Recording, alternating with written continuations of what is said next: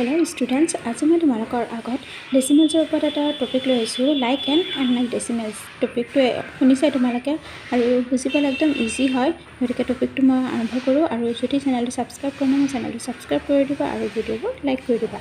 গতিকে ইয়াত লাইক ডেচিমেলছ আৰু আনলাইক ডেচিমেলছ বুলি মই অলৰেডি লিখিয়ে থৈছোঁ। লাইক ডেচিমেলছ কোনকেইটা মই কৈ দিছোঁ, যেতিয়া দশমিকৰ পিছত কোনো এটা নাম্বাৰ দশমিকৰ পিছত যেতিয়া নাম্বাৰকেইটা সেম থাকে বা এটা থাকে, কিছুমানৰ দুটা থাকে, তিনিটা থাকে, তেনেকুৱা থাকিলে নহ'ব, সেইকেইটা হ'ব আনলাইক ডেচিমেল। ইয়াত ধৰিলোঁ মই দিলোঁ 3, 9.3, 1.2, 0.1 এই তিনিটা একেলগত দিছোঁ নহয়। ইয়াত দশমিকৰ পিছত কি আছে, এটাত দশমিক ইয়াতো এটা নম্বৰ আছে, ইয়াতো এটা নম্বৰ আছে, ইয়াত দশমিকৰ পিছত ইয়াতো এটা নম্বৰ আছে, তিনিটা একেলগত কি ক'ব, লাইক ডেচিমেলছ।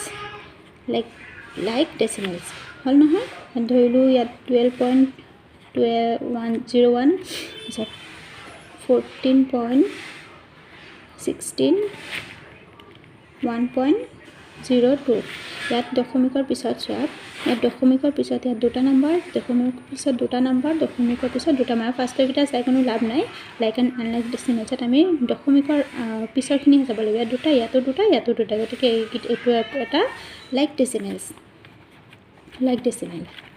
গতিকে লাইক ডেচিমেলছৰ ওপৰত কনচেপ্ট ক্লিয়াৰ হৈছে। এতিয়া আনলাইক ডেচিমেলছ কোনকেইটা আমি এইকেইটা চাই লওঁ।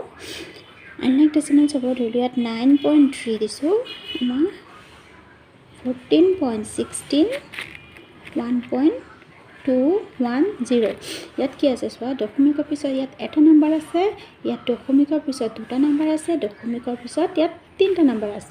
গতিকে আমি দশমিকৰ পিছৰ নম্বৰকেইটা চাব লাগিব। গতিকে যেতিয়া ইয়াত চবতে বেলেগ বেলেগ আছে, সেই বেলেগ বেলেগ থকাৰ কাৰণে এইটো এটা কি নম্বৰ, কি ডেচিমেলছ হ'ব, আনলাইক ডেচিমেল। যেতিয়া দশমিকৰ পিছত ছেম নম্বৰৰ কোৱান্টিটি থাকে তেতিয়া হ'ব সেইকেইটা হ'ব লাইক ডেচিমেলছ। আৰু যেতিয়া দশমিকৰ পিছত বেলেগ বেলেগ নম্বৰ থাকিব, বেলেগ বেলেগ কোৱান্টিটি নাম্বাৰ থাকিব, সেইকেইটা হ'ব আনলাইক ডেচিমেলছ। গতিকে ইয়াৰ ওপৰত কুৱেশ্যন কেনেকুৱা আহে মই দেখাই দিছোঁ তোমালোকক। চেঞ্জ ইনটু লাইক ডেচিমেলছ মানে আমি ইয়াত আনলাইক ডেচিমেলছ কেইটামান দিয়া থাকিব আৰু সেইকেইটা আমি চেঞ্জ কেনেকৈ কৰিম সেইটো মই দেখাই দিছোঁ। ইয়াত এইটো প্ৰথম কুৱেশ্যনটো নম্বৰটো দিছোঁ 56.8, 7.11 মানে ইয়াত পইণ্টৰ পিছত এটা নম্বৰ আছে, ইয়াত পইণ্টৰ পিছত দুটা নম্বৰ আছে, কাৰণ বেলেগ বেলেগ পইণ্টৰ পিছত বেলেগ নাম্বাৰ কোৱান্টিটি নাম্বাৰ থকাৰ কাৰণে এইটো হ'ব এটা আনলাইক ডেচিমেলছ। গতিকে আমাৰ কুৱেশ্যনত কি কৈছে, চেঞ্জ ইনটু লাইক ডেচিমেলছ। আমি লাইক ডেচিমেলছলৈ নিব লাগিব। গতিকে আমি আনচাৰত কি লিখিব লাগিব, 56.8 ফাৰ্ষ্টৰটো লিখিলোঁ, ফাৰ্ষ্টৰটো লিখি তাৰপিছত ইয়াত দুটা আছে নহয়, ইয়াত এটা আছে, গতিকে আমি দুটা নাম্বাৰলৈ কনভাৰ্ট কৰিব লাগিব। এইটোকো এই নাম্বাৰটোকো আমি দুটা নাম্বাৰলৈ কনভাৰ্ট কৰিব লাগিব। কেনেকৈ কৰিম, চেঞ্জ কৰিম, ইয়াত এটা 0 বহাই দিলে আমি দুটা পাই গ'লোঁ। তাৰপিছত এই 7.11টো ইয়াত দুটা অলৰেডি আছে, গতিকে দুটা হৈ যাব। গতিকে এইটো এটা আমাৰ লাইক ডেচিমেলছ হৈ গ'ল, কাৰণ দশমিকৰ পিছত ইয়াতো দুটা আছে, দশমিকৰ পিছত ইয়াতো দুটা আছে। ঠিক তেনেকৈ নম্বৰ 2টো চাই লোৱা, 0.802, 54.32 হ'ল নহয়। ইয়াত তিনিটা আছে দশমিকৰ পিছত, ইয়াত দশমিকৰ পিছত দুটা আছে, গতিকে আমি ইয়াত দশমিকৰ পিছত ইয়াত দুটা আছে যেতিয়া তিনিটা আছে, তিনিটা আমি ইয়াত বনাব লাগিব। এই নাম্বাৰটোত তিনিটা বনাব লাগিব। 0.802, 54.32 লিখিলোঁ।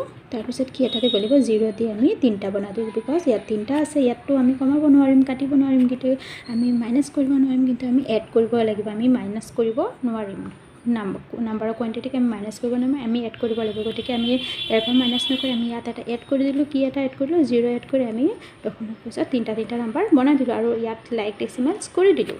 তাৰপিছত 3 নম্বৰটো চোৱা, 9.3, 15.32, 24.28 এইটো এটা কি ডেচিমেলছ, আনলাইক ডেচিমেলছ। কাৰণ ইয়াত এটা আছে, দশমিকৰ পিছত দুটা আছে, ইয়াতো দুটা আছে, গতিকে এই দুটা ছেম আছে, এই দুটাক আমি নধৰোঁ। ইয়াত বেলেগ আছে, এটা আছে, গতিকে ইয়াত আমি কি কৰিম, এড কৰিম। কি এটা এড কৰিম, 0 এটা এড কৰি ছেম কোৱান্টিটি নাম্বাৰ বনাই দিম। গতিকে 9.30, 15.32, 24.28 এইটো এটা লাইক ডেচিমেলছ হৈ গ'ল। তাৰপিছত এইটো আৰু এটা দিছোঁ, 15.8, 4.88, 1.02 ইয়াত দশমিকৰ পিছত এটা আছে, ইয়াত দশমিকৰ পিছত দুটা আছে, দশমিকৰ পিছত দুটা আছে, গতিকে ইয়াত কম কোনটোত আছে, এইটোত আছে, গতিকে এইটো ছেম আছে, এইটোত আমি নাচাওঁ, গতিকে এইটোত আমি দুটা বনাম। কি এড কৰিবলৈ দুটা বনাম, 0 এড কৰিবলৈ। গতিকে এনচাৰটো 15.80, 4.88 1.02 গতিকে এনেকৈ গম পাইছে অলৰেডি গম পাই গৈছে নহয় একেবাৰে ইজি হয় গতিকে আমি এটা আনলাইক ডেচিমেলছক 0 এড কৰি পেলাই লাইক ডেচিমেলছলৈ চেঞ্জ কৰিব পাৰোঁ এইখিনিলৈকে কনচেপ্ট ক্লিয়াৰ হ'ল গতিকে যদি ভিডিঅ'টো ভাল লাগিছে লাইক কৰি দিব আৰু আজিলৈ আহিছোঁ ধন্যবাদ